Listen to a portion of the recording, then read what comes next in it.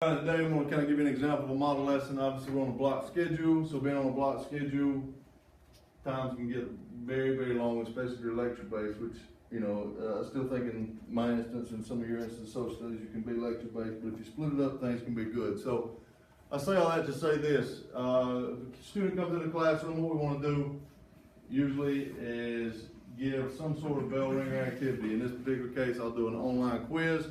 And when I do an online quiz, it just kind of basically sets the tone for the class. So in this case, let's say I'm teaching 10th grade history and our topic is going to be how the three worlds meet or peopling Americas, something to that extent. So what's going to happen, I may have assigned the students the reading when they come in the room.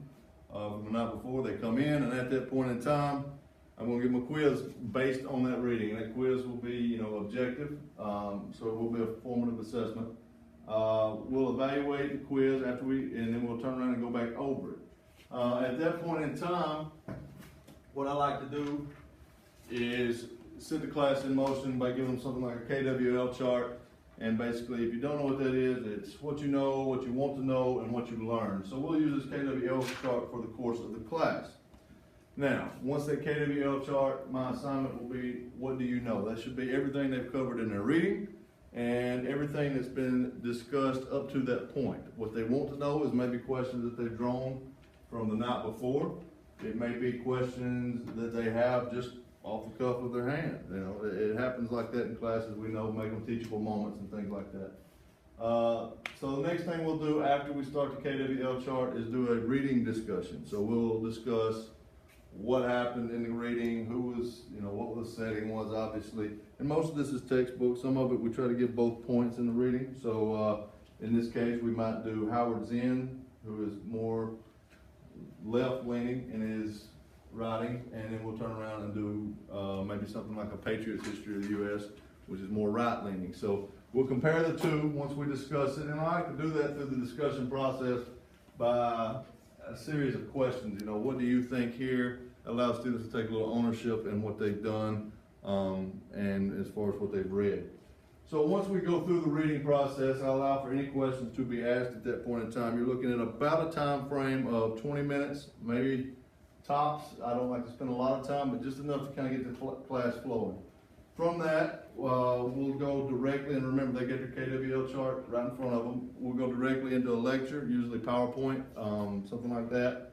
And when we go through the PowerPoint, we don't read verbatim, bullet by bullet, but it just gives them the idea, get the lecture. I usually let a lecture last no more than 30 minutes at this point in time, and then we'll split up and go afterwards to kind of see what the student may have learned or may not have. So, over the course of a block, you're 50 minutes in, and you've already done 4 different activities. So the monotony is broken up in some way, shape, form, or fashion. In this case, if we were doing Peopling Americas, I would turn around, go through the PowerPoint, and present the different ideologies of the way people came to be, or came to America, how did the worlds meet, et cetera, et cetera, et cetera. Make sure the PowerPoint includes images, things like that, because anytime you can put images in, they can understand. So for instance, we talk about the Beringia Land Bridge, and we're talking about what is now the Bering Strait. At one point in time, this was solid ice, nomads came over. This is a theory that most textbooks in history give. So how do we make students think? And the way we make them think is by throwing alternate suggestions at them. In this case, if I get this thing to turn here, in this case, we'll go ahead and talk about possibly Africans coming over via boat. We'll talk about maybe the 12 tribes of Israel. We'll talk about Pangea, the theory that one continent, or there was one supercontinent at one point in time. And in doing so, you've in turn allowed students to think, be creative, and kind of get their thoughts going and maybe learn to explain one thing or another to the rest of the class. So at this point, we'll turn around. After the lecture, we'll split up into groups. All right, so we're 50 minutes into an hour and 40-minute class. We'll split the kids up into about groups of 3 or 4. If you've got 20 in a classroom, it works real good, in particular with this lecture, just kind of based on the different concepts, different ideas. Now these students are going to sit here, and the task that is going to be assigned to them is to turn around and have one viewpoint.